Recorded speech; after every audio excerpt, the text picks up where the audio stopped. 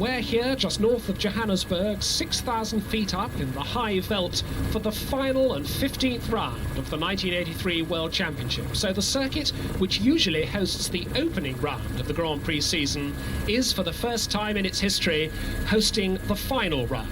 And this is a championship that's going to go all the way down to the wire. By the end of this race, one of three men is going to end up world champion, and it could be him, Alain Prost. Could he be the first ever French world champion? The Renault is back on the third row of the grid, and he's only got a 2-point lead in the championship, so he needs a good performance today. Very confident little thumbs up from Nelson Piquet of Brazil, the man who won the championship 2 years ago with the ever increasingly competitive and very, very fast BMW turbo-powered Brabham. And this man, René Arnoux, on the second row of the grid, he is with the Ferrari, and he is the outsider. He's 8 points behind Prost, and he needs to win today and see his rivals score few, if any, points. But there's a motor race for us to watch as well, and the man who's after that, Patrick Tambay, his final race for Ferrari, a sizzling pole position for Tambay, quicker even than Piquet. So Tambay's Ferrari, Piquet's Brabham the front row, Patrese Brabham, another very quick Brabham on the second row with René Arnoux. Row 3, Prost, the championship leader, and Keke Rosberg alongside him, the outgoing world champion, for the first time with Honda turbo power in his Williams. Row 4, Nigel Mansell, Manfred Winkelhock in Lotus Renault and ATS BMW respectively. There is Nigel Mansell. De Cesaris on the 5th row with Lafitte in Alfa Romeo and Honda powered Williams, and De Angelis and Lauda on the 6th row. De Angelis in a Lotus, of course, and Niki Lauda in the increasingly competitive McLaren with TAG turbo power. There is Patrick Tambay under the caption, under the umbrella, because it's very, very hot here, hot sunshine, as we look at the 7th row. Derek Warwick in the Tolman, Eddie Cheever, not very quick today in the Renault. John Watson, Lauda's teammate for McLaren, on row 8 with Bruno Giacomelli at the second Tolman. Mauro Baldi's Alfa on the 9th row with Michele Alboreto, the man who'll be driving number 27 next year for Ferrari. Row 10, it's Sullivan's Tyrrell and Boutsen in the Arrows. Row 11, Jarrier and Sura in Ligier and Arrows. Raoul Boesel in the Ligier, and Kenny Atchison on the 12th row. Kenny Atchison having his first ever run, 26 cars here, everybody was able therefore to qualify. Kenny Atchison was guaranteed a run, but the Irishman did it properly by being 24th quickest. The two Azellas therefore on the final row. And now let's look at the championship points. Alain Prost the leader, as we said, with 57 points. Nelson Piquet with 55, René Arnoux with 49. Tambay in 4th place can't score enough points today to take the lead, so let's just look at those three. Prost has to win, and if Piquet is second, that will still give him a lead. Piquet actually has to beat Prost by at least 3 points, so if Prost is second, Piquet must win. René Arnoux needs a win and needs to ensure that the other two finish right down the points. So almost anything can happen. There are lots of fascinating permutations, but the points are close enough for Prost, Piquet and Arnoux all to have to drive absolutely as hard as they know how. It's going to be a real battle for the championship, and the wild cards in there are Patrick Tambay and Riccardo Patrese in the Ferrari and the Brabham, because they're out of the championship hunt. There's John Watson left on the grid. John Watson unable apparently to start with the TAG Turbo McLaren. Watson getting pushed away, and the wild cards, as I say, Patrese and Tambay, they're out of the championship hunt, but both of them are expected to leave their respective teams at the end of this year, and they're going to want to go out on a high note. They're going to want to prove to the team manager market that they're still drivers who should have good rides for next year. So the field now coming by at the end of the final warm-up laps, 77 laps of a 2.55 mile circuit. Kyalami with this very, very long undulating straight, 200 mile an hour speeds, lots of complicated corners down the hill on the other side of the circuit, and we wait now for the starting lights. There are the lights up on the gantry. The light will go red, the top light, then there'll be a green, and the 15th and final round of the 1983 World World Championship will be on. Tombe on the right with the red number 27 Ferrari. Piquet on the left with the white and dark blue Brabham number 5. The light is red. There is the green, the field move away. Look at Mansell on the extreme right, absolutely on the dirt, but it's the two Brabhams that get away. A perfect start by Nelson Piquet, and Patrese is tucking in behind him. Tombe has slipped back to third. Prost is fourth, and De Cesaris is nudging past Prost. De Cesaris moves up into fourth place. It could even be third. A very good start by Alfa Romeo number 22, but it's Brabham, Ferrari, then Alfa Romeo, Renault and Williams as the field go down through Barbecue Bend and through Yuxkai Sweep down to Sunset Bend on this first of 77 laps. And goodness me, look at Piquet pulling away. Piquet pulling away, an enormous lead. This man is determined to be world champion by the way he's driving. Piquet the leader, Patrese is second, Tombe is third, De Cesaris attacking Tombe in fourth place, Prost is down in fifth place, sixth is Rosberg's Williams, seventh is René Arnoux in the Ferrari. So Arnoux not in the points at all at the moment. Then we've got Nigel Mansell's Lotus, I think that was, next up behind Arnoux.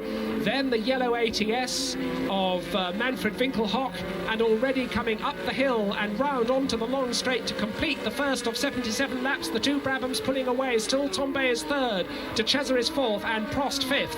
But Piquet is pulling out the most enormous lead. De Cesaris attacking the Ferrari. De Cesaris alongside Tombe. De Cesaris past Tombe. Prost is going through as well. So the two Brabhams first and second. De Cesaris is already up to third place. Prost goes past Tombe as well to fourth. Tombe therefore is fifth, and that's the Williams in sixth place, and somebody is off. Out of the corner of my eye I saw a car going off. It's white and green. I think it's the Williams of Jacques Lafitte. Piquet pulling away all the time. Patrese second, De Cesaris third, Prost fourth, Tombe fifth. Yes, there is the Williams of Rosberg, still there in sixth place. It must have been Lafitte that we just glimpsed out of the picture going off. This is the second lap, and Tombe and Arnoux in the two Ferraris sandwiching the Williams in fifth and seventh places. The Williams is sixth. A very good run for the first outing for the Honda-powered Williams. And we're going to get this is the replay, I think, of Lafitte.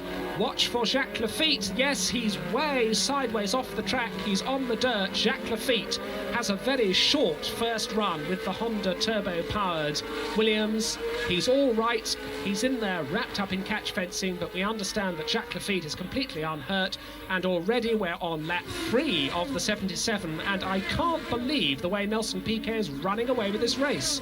Great performance from Andrea De Cesaris, who has got up into a secure third place, or as secure as you can expect it to be on lap 3. De Cesaris, who started 9th on the grid. A wonderful start from the young Italian, and he's got his own teammate Patrese to defend him in second place. That's one of the Azellas slowing there. That looks like Ghinzani. It is Piercarlo Ghinzani, who started in the V12 Alpha powered Azella from the back row of the grid, and he's parking his race's run on lap 3. Meanwhile, there is Prost now putting on the pressure up the hill through Leurkop and onto the long straight. It's now that Alain Prost must charge if he's to prevent the Brabhams from getting away from him. Piquet, Patrese, and there is the battle. De Cesaris third and Prost fourth, and certainly Alain Prost is not close enough at the start of this fourth lap. Prost in the yellow Renault, not close enough to De Cesaris to look like getting away by, so that he can try to get on terms with those flying Brabhams at the front. And we've got De Angelis in the pits. Elio De Angelis in the Lotus in the pits very early. They're changing the tyres. They go straight in automatically to change the tyres. It may well be that he has flat spotted his tyres or worn them early. Are they going to send him straight out again? A very quick tyre change. But De Angelis has got some other problem. The tyre change will have been absolutely an automatic reflex action by the mechanics. They change the tyres anyway when a car comes in because it's so quick to do, but it looks as though De Angelis has more serious problems. And there is Prost still behind De Cesaris. Patrese goes through in second place. De Cesaris is third. Prost is fourth. That battle there is so important for the outcome of the championship. This is now lap 8, and behind Prost in fourth place, a battle there because we've got an absolute sensation. It's Patrick Tambay, and that's René Arnoux slowing. René Arnoux slowing as the back markers work their way past him. That was one of the Ligiers and one of the Tyrrells going past René Arnoux, and René Arnoux is clearly in trouble. I think this is going to spell the end of his championship hopes. Yes, telltale smoke from the back of the Ferrari, and René Arnoux is diving into the pit lane. Definitely smoke from the back. That is De Angelis back in the pits there. So Elio De Angelis still in all sorts of trouble with Lotus number 11. And René Arnoux, there is number 28. Arnoux is out of the car, and Ferrari number 28 is wheeled away. And the Dutch Grand Prix at the end of August, we see him now.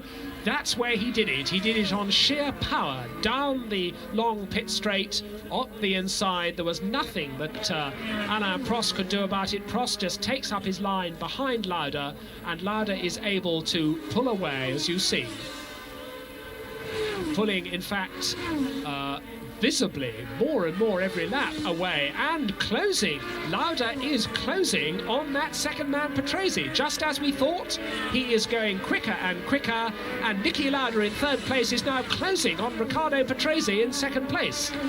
There you see the gaps back to Tambay. So Tambay in sixth place is 38 seconds behind the leader. Piquet now has 23 seconds lead after 22 laps. We're actually watching them on their 24th lap. But this second lap lead that Piquet has having to take a long route round has been caught up, and that's the leader in the pits. This is the most important pit stop of the race, up on the jacks. The stopwatch is starting a little late there, but the Brabham mechanics are very fast. Some of the wheels done in 5 seconds. The fuel's done, and goodness me, that is a quick one. 9.2 seconds says the watch on the screen. They started it a bit late. They certainly stopped it a bit late. I think by my rough hand timing that was under 9 seconds, and he's come out again into the lead to start his 28th lap in the lead, having made his pit stop absolutely perfectly. That's a major obstacle out of the way for Nelson Piquet. He's made his pit stop early.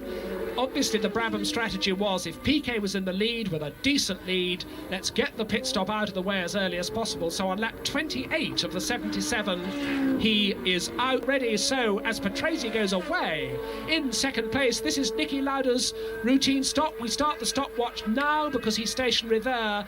Once again, it starts a little bit late on the screen. We're about a second in front of that one, and the mechanics are working away. One of the front wheels is finished. The back wheels, there's still some trouble on the right-hand back wheel. There's a problem. It's a slow one. Niki Lauda is being delayed. The back right-hand wheel is jammed. And what a shame. That is a bad delay. 23 seconds for Niki Lauda. 23 seconds stationary in the pits, which is 14 seconds longer than it should have taken. What follow Niki Lauda through, and here is Alain Prost. Prost is in. So this is Prost's pit stop, and he's coming in rather slowly. On the jacks it goes. The mechanics change the tyres. Now, is he going to have the sort of trouble that Niki Lauda had? He's getting out! Alain Prost gets out of the car! Alain Prost is out of the car. The dumbfounded mechanics don't know whether to finish the refuelling and to finish the tyres, the tyre changes, but Alain Prost has walked out of the car, strode to the back of the pits, and Renault number 15 is out of the race. Well, well, so everything now changing on the championship front, because Nelson Piquet out there, that car in the pits, number 15 is that of Alain Prost, who before this race has a 2 points championship lead, sounding absolutely as crisp as ever. There we see Eddie Cheever in the sole surviving Renault, and Cheever has got ahead of the Williams of Keke Rosberg. Rosberg and Cheever battling together because they are indeed on the same lap. This is lap 55. And the Rosberg car, the Honda-powered Williams, is attacking and is passing Cheever. Little nod of the helmet from Cheever there. I don't know what that meant, but goodness me, they're close and they're absolutely side by side and wheel to wheel. But Rosberg, a hard man, Rosberg indeed forces his way past Cheever as they start their 56th lap. And that means that Keke Rosberg now is 7th and Cheever is demoted to 8th. So Cheever, having come out... Yes, he moves right across to the left-hand side of the road to keep away from the exit line, and Patrick Tambay stops both of the Ferraris out of the race. Patrick Tambay's final drive for Ferrari comes to a sad end. And that means that all the people, of course, behind Tambay get promoted. There's Piquet, the leader. Patrese still second. Oh, and that's Bruno Giacomelli in trouble. Bruno Giacomelli with the Tolman. That's a sight that we've often seen with these turbo Tolmans. The car is on fire. Obviously, the turbocharger has caught well and truly alight. Bruno Giacomelli must be able to see that in his mirror. He can. He's undone his seat belts. He's steering the car away. The car really on fire now, burning merrily at the back.